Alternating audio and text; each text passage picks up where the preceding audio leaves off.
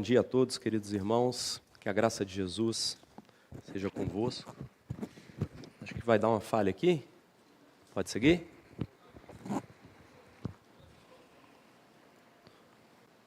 Quer que segure? Quer que troque? Eu troco, não tem problema não.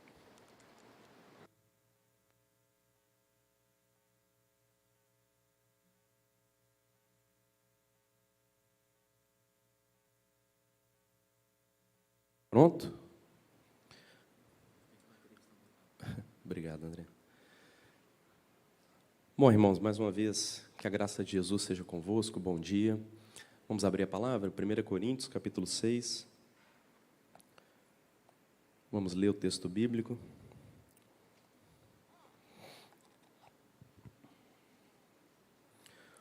O tema do nosso sermão nesta manhã é a igreja que seleciona pecados. 1 Coríntios, capítulo 6.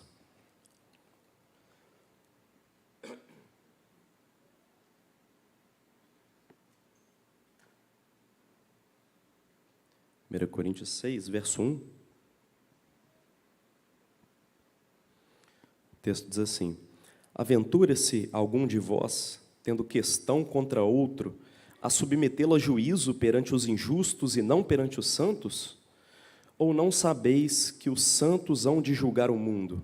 Ora, se o mundo deverá ser julgado por vós, sois acaso indignos de julgar as coisas mínimas? Não sabeis que haveis de julgar os próprios anjos, quanto mais as coisas desta vida? Entretanto, vós, quando tendes a julgar negócios terrenos, constituís um tribunal daqueles que não têm nenhuma aceitação da igreja. Para vergonha vô-lo digo, não há, porventura, nem ao menos um sábio entre vós, que possa julgar no meio da irmandade? Mas irá um irmão a juízo contra outro irmão, e isto perante incrédulos. O só existir entre vós demandas já é completa derrota para vós outros. Por que não sofreis antes a injustiça? Por que não sofreis antes o dano? Mas vós mesmos fazeis a injustiça e fazeis o dano, e isto aos próprios irmãos. Ou não sabeis que os injustos não herdarão o reino de Deus? Não vos enganeis, nem impuros, nem idólatras, nem adúlteros, nem efeminados, nem sodomitas, nem ladrões, nem avarentos, nem bêbados, nem maldizentes, nem roubadores herdarão o reino de Deus.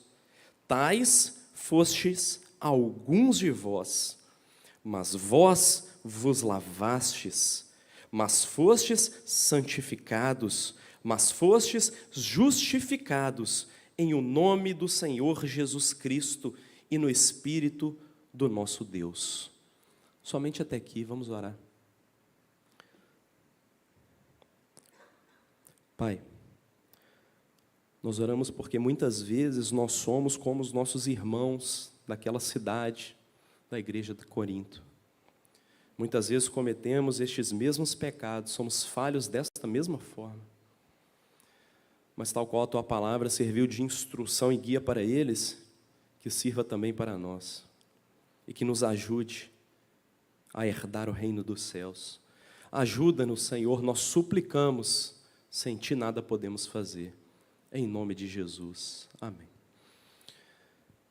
Irmãos, Tim Keller, um livro chamado O Deus Pródigo, escreve dizendo que é impossível perdoar alguém se você se considera superior a essa pessoa. Nesse livro, Keller vai escrever dizendo que existe hoje um cristianismo que não atrai nem os religiosos e nem os pecadores. Existe um motivo para isso. Existe hoje um cristianismo que se tornou a vergonha do mundo. Os capítulos anteriores a esse texto que nós lemos, especificamente lá no capítulo 4, no versículo 14, você pode conferir na sua Bíblia, Paulo vai escrever dizendo que todos aqueles conselhos Paulo estava dando para instruir a igreja e não para envergonhá-la. Mas aqui é diferente. Veja o versículo 5. Paulo vai dizer: eu escrevo estas coisas para envergonhá-los. Ele está dizendo: eu quero causar desconforto em vocês. Eu quero que este meu conselho, o conselho deste momento, os incomode, porque eu preciso que vocês mudem. Aquela igreja precisava mudar. Aquela igreja precisava aprender a perdoar. Aquela igreja precisava de um saculejo, de um empurrão, para parar de selecionar pecados, para parar de julgar outras coisas e outras pessoas, enquanto não enxerga as traves que estão diante de si mesmo, dos seus próprios olhos. Aquela igreja precisava de um empurrão para finalmente amadurecer espiritualmente. Sobre isso que Paulo vai falar nestes versículos que lemos. Afinal de contas, qual é o verdadeiro propósito do cristianismo? Qual é o verdadeiro propósito do evangelho? Não é permear o mundo? Uma vez permeando o mundo, não é influenciar o mundo? E uma vez influenciando o mundo, não é mudar o mundo? Como o evangelho faria isso? Se ele estava sendo exposto nas praças, nos tribunais, diante da vida pública, de maneira vergonhosa. Como as pessoas poderiam dizer: o evangelho mudou a minha vida, se naquela igreja o evangelho não foi capaz de ensiná-los a perdoar um irmão quando havia uma contenda entre eles. E é por isso que Paulo começa a repreender os irmãos de Corinto. Do versículo 1 até o versículo 6, é exatamente isso que ele vai fazer. Ele vai apresentar uma repreensão. Veja, Paulo não está interessado, irmãos, em estabelecer regras de uma jurisprudência cristã. Paulo não está sendo superficial. Paulo não está sendo raso nesse texto aqui. Lá no capítulo 5, ele vem tratando a questão da imoralidade. Você se lembra da semana passada? Ele vem falando de imoralidade. E aí no versículo 12, ele fala sobre julgamento. E aí ele usa esse tema correlato. Ele usa esse assunto correlato para entrar na questão do julgamento que os crentes estavam se submetendo. Mas o que Paulo quer dizer não é: olha, o povo está indo na justiça, eu vou escrever aqui para dizer que eles não podem fazer isso. Você consegue perceber como isso é raso? Na verdade, o foco de Paulo estava no orgulho que cega. Paulo estava querendo ensinar princípios e não simplesmente apresentar um problema. Ah, eles estão indo no tribunal, vou falar que não pode. Não era isso.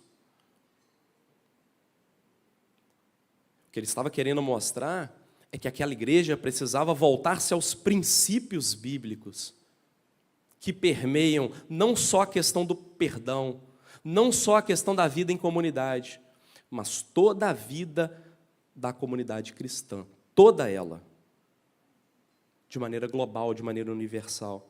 As contendas dentro da igreja existem, e é por isso que ele não vai ser superficial. É natural que existem contendas na igreja, a gente encontra isso na palavra de Deus. Lá em Filipenses, a palavra descreve as contendas entre Evódia e Sintique. No livro de Atos, nós encontramos contendas entre Paulo e Barnabé, entre Paulo e João Marcos, até mesmo entre Paulo e Pedro. As contendas dentro da igreja são mais comuns do que muita coisa. Contenda na família, a gente também sabe que é muito comum.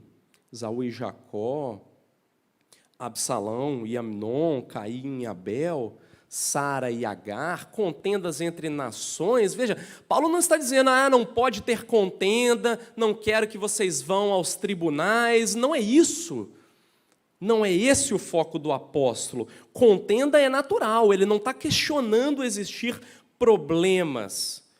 Ele está repreendendo, do versículo 1 ao versículo 6, a forma como aquela igreja lida com os problemas. Ele não está nem questionando a salvação daqueles irmãos. chama os irmãos de crentes por 20 vezes. Para deixar claro que ele não está falando com pessoas não arrependidas. Para mostrar que problemas são comuns em toda a comunidade cristã. O que ele quer mostrar é a forma como você deve lidar com um problema. Ou seja, ele queria apresentar uma solução. Mas a solução de Paulo é contrária ao senso comum. A solução de Paulo é ao avesso daquilo que as pessoas esperavam. A solução de Paulo emerge de uma sabedoria que não era a sabedoria dos filósofos, dos sábios de Corinto, dos sofismas. A sabedoria que Paulo apresentava para resolver o problema era a sabedoria quem é que se lembra? Da cruz. Não é sobre isso que ele está falando na carta aos Coríntios, desde o início da carta? Então ele está mostrando, para resolver um problema como esse, onde você precisa perdoar alguém, você precisa usar da sabedoria da cruz, ao invés de usar da sabedoria dos poderosos, ao invés de usar da sabedoria do senso comum, daquilo que se espera, daquilo que está na nossa cabeça. Ele está apresentando uma outra solução, e essa solução, sim, é contrária. Como que o crente deve perdoar usando a sabedoria da cruz? Exatamente com a mesma expressão usada por Jesus. Mas eu já vou ter um cuidado antes de apresentar essa expressão, porque eu sei que atualmente ela tomou uma conotação muito ruim por alguns grupos. A expressão usada por Jesus, quando ele lida a respeito do perdão, é liberar perdão. É deixar ir, é deixar com Deus. Eu sei que muitos grupos usaram essa expressão de modo um pouco desalinhado com o ensino escriturístico, mas o que Jesus queria ensinar, e o que eu entendo que Paulo quer ensinar, que liberar perdão é simplesmente deixar. Deixar ir, entregar, deixar para lá. E é isso que ele vai nos ensinar aqui no verso 7. Então, do verso 1 ao verso 6, ele vai repreender aquela igreja. No verso 7 ao verso 8, ele vai apresentar a solução para o problema. Qual é a solução para o problema, segundo o apóstolo Paulo, segundo o ensino de Jesus a respeito de perdão? É sofrer o dano. Sofrer o dano é contrário à sabedoria do mundo comum. Sofrer o dano é contrário àquilo que nós desejamos fazer. Ninguém quer sofrer o dano. Ninguém quer deixar para lá. Ninguém quer, dentro de aspas, liberar perdão desta forma. Porque o nosso pensamento é, poxa, mas eu sofri um dano. Eu passei por isso, eu passei por aquilo, e algumas pessoas nos procuram às vezes justamente com esse argumento. Olha, eu vivi isso e isso com fulano de tal, eu passei por essa e por essa dificuldade, e eu acabei perdendo isso, eu tive esse problema por causa dessa situação. E você pergunta, mas a pessoa se arrependeu? Ela pediu perdão? Sim, pediu perdão. Mas eu passei por isso, eu sofri, eu perdi isso e aquilo. Irmão, conselho de Jesus, conselho de Paulo, sofre o dano. Deixa para lá. Libera o perdão. Deixa aí. Sabe por quê? Porque esse sentimento só vai continuar a te machucar. Se houve arrependimento, então o ensino do Senhor é, deixa aí. Perdoa. Deixa para lá. Toda vez que nós temos um problema para resolver, Paulo nos ensina isso. Ele busca uma solução na teologia. Ele volta-se para o ensino. Ele volta-se para o ensino da palavra. E ele entende a minha prática, a minha ação, a atitude que eu devo tomar, ela tem que se basear em quê? É exatamente isso que o apóstolo faz. E é isso que nós temos que fazer. Porque toda prática que não é guiada pela teologia, ela se torna um pragmatismo. Existem momentos que você deve tomar uma ação, deve tomar uma atitude, E o seu pensamento é: como é que a teologia, como é que a palavra me ensina, como é que a palavra me guia a tomar essa atitude? Porque senão você vai pelo caminho do pragmatismo e você vai fazer aquela pergunta: o que é melhor? O que é mais fácil? Às vezes você está bem intencionado, o que é que vai causar menos prejuízo? O que é que vai causar menos dor nas pessoas, menos problema? É uma boa intenção, mas não é um ensino escriturístico. O que a palavra nos ensina é o que Paulo faz aqui, ele se volta para a teologia para tomar uma decisão. É isso que nós temos que fazer. Diante de uma situação com um irmão, com um crente em que você precisa perdoar, você deve se voltar à palavra. E o que a palavra nos ensina? Houve arrependimento? Então, libera perdão. Esse é o caminho da palavra de Deus. Não tem outra saída. Eu sei que vai doer. Eu sei que vai ferir o orgulho. Eu sei que vai ferir o ego. Isso acontece comigo todos os dias. Mas é isso que nós precisamos fazer. Do versículo 1 ao versículo 6, ele apresenta a repreensão. Do versículo 7 ao versículo 8, Paulo nos ensina a solução para este problema. E a solução é sofrer o dano. Isso é um exercício de perdão e de misericórdia. Sofrer o dano é melhor do que ganhar uma causa. Veja o que ele diz no texto: só de ter esse problema já é uma derrota. Já é uma derrota para todo mundo. Ter o problema é comum, mas é uma derrota, é um prejuízo, é um problema. O que é que nós devemos fazer então? Nós devemos sofrer o dano. Foi o que Jesus nos ensinou. Ele nos ensinou a sofrer o dano. Ele diz: oferece a outra face, anda uma segunda milha, entrega também a sua capa. Jesus nos ensinou a sofrer o dano. Jesus nos ensinou a perdoar a despeito das circunstâncias. No livro que eu citei aqui, de Tim Keller, é um livro que trata da parábola do filho pródigo. E naquela parábola, Tim Keller ressalta que o irmão mais velho não perdoou. Quando ele vê o seu irmão mais novo, ele diz para o pai: este teu filho estava morto. Este teu filho não era mais o seu irmão. Nós temos um orgulho, meus irmãos, que precisa morrer imediatamente. Este orgulho próprio é um desejo incontido de que essa nossa vontade predomine no seio da igreja. E sabe qual é o grande problema quando isso acontece? Que nós deixamos o amor pela igreja de lado. Foi o que aconteceu aqui. Eles estavam sendo feridos por problemas, por contendas, por falta de perdão. E sabe o que aconteceu? Eles deixaram o amor de lado. Eu não quero nem saber mais, eu vou até o tribunal da cidade, eu vou expor a igreja, eu vou expor todas as feridas, eu vou expor os problemas. O amor pela igreja morreu. Quando nós agimos assim, o amor pela igreja morre.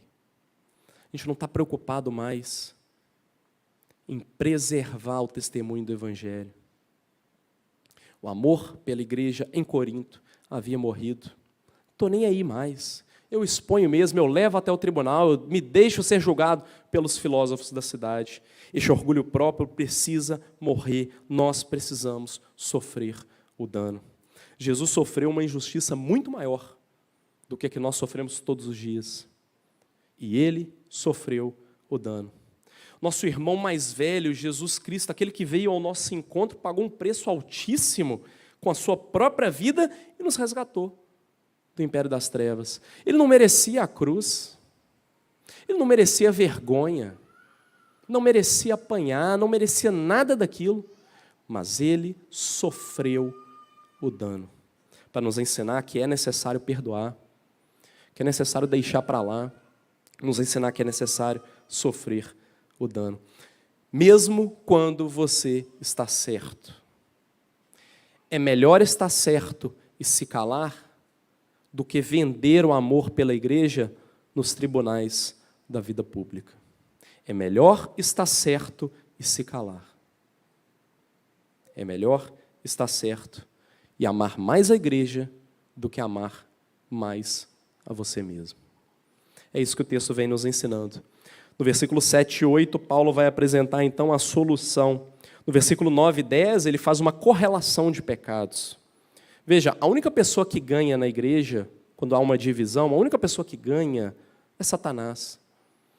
Paulo está fazendo uma correlação de pecados. Ele apresenta uma lista: adúlteros, feminados, idólatras. Todos estes nós consideramos e julgamos como pecado. Mas o fato de deixarmos de perdoar, muitas vezes, é esquecido por nós. O que ele está apresentando é uma correlação para te mostrar que tudo está no mesmo balaio, que tudo pertence a uma mesma classe. Nós estamos errando desta mesma maneira. Quando Paulo faz isso, ele propõe uma autoavaliação. Não é uma crítica por si só. É uma autoavaliação. Eu considero isso pecado? Então eu devo olhar para dentro de mim e ver se eu incorro em algum outro pecado. O que nós não podemos deixar, o que nós não podemos fazer, é uma seleção de pecados no seio da igreja. Ele propõe uma lista de maneira comparativa. Isso nos leva ao entendimento de que, urgentemente, nós precisamos fazer um diagnóstico da nossa vida, uma autoavaliação, olhar para o espelho da palavra de Deus e perceber se nós estamos entrando por este caminho ou não. É isso que o apóstolo quer nos ensinar. Mas versículo 11 vai concluir este assunto de forma gloriosa. Porque ele vai apontar que, de certa forma, nós vivemos pairando ou perpassando por diversos destes caminhos pecaminosos. Ele vai dizer que nós vivemos estas coisas, mas esse é o maior exemplo prático de como deixar tudo para trás. Depois de uma lista enorme de pecados dos quais nós somos acusados, Paulo vai dizer: tais fostes alguns de vós. Nós somos acusados destes pecados.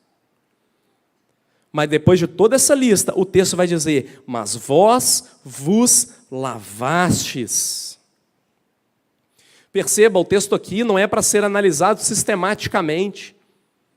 Eu já vi isso acontecer. Mas lavar vem antes de santificar. Mas eu não entendi por que justificar vem depois. Não, peraí. Não é para você analisar esse texto sistematicamente. O texto é prático. O objetivo é dizer: você caminhou pelos caminhos deste pecado, mas você foi lavado. E se o lavar das águas do Espírito vieram sobre nós, nós precisamos de uma nova forma de vida. É inaceitável estarmos na igreja, sermos lavados pelas águas no Espírito e continuarmos insistindo em alguns pecados. De maneira prática, para a utilidade na vida cristã, é impossível, depois de sermos lavados, nós insistirmos em não perdoar o nosso próximo, em não perdoar os nossos irmãos. Mas vós fostes lavados. Sabe o que o texto quer dizer? Quer dizer que você também foi perdoado. Você também deixou de andar neste caminho. Por você, alguém deixou tudo para trás. Por você, alguém esqueceu, alguém lançou, alguém liberou o perdão. Alguém deixou com Deus. Um preço foi pago pela sua vida. E agora talvez seja a hora da gente pagar um preço pela vida do outro e também pela nossa vida na sociedade cristã. Deus sofreu o dano, Jesus sofreu o dano, nós vamos sofrer o dano. Que Deus nos abençoe a aplicar este ensino na nossa vida cotidiana. Não para que seja algo teórico. Como disse, o objetivo não é criar uma sistemática em cima do texto. Tem gente que faz isso, parece que coloca a teologia sistemática em cima de tudo. O objetivo não é esse. O texto é prático. Nós precisamos aplicar. Não é conhecer, é viver. Às vezes nós precisamos começar a ser fazedores, não é isso?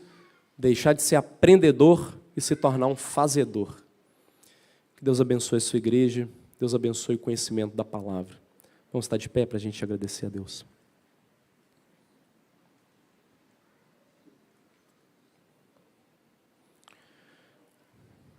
Pai, que a Tua palavra seja vida para nós mais uma vez.